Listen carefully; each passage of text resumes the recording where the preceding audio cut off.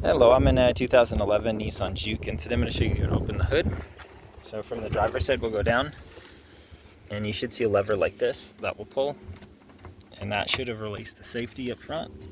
If it's helpful too, there's a cable here. You can kind of see it in the video. It should be attached. If there's no cable attached, that's something you'll need to address. Go up front.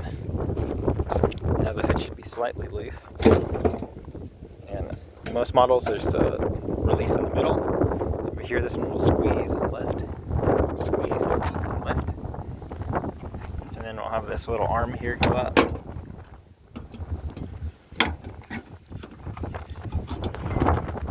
I'll situate this better in a minute. I've got two hands.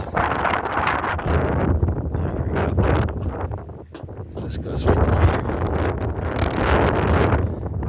So there's a nice little arm here to hold it up. This is where it's hooked onto. And this is what your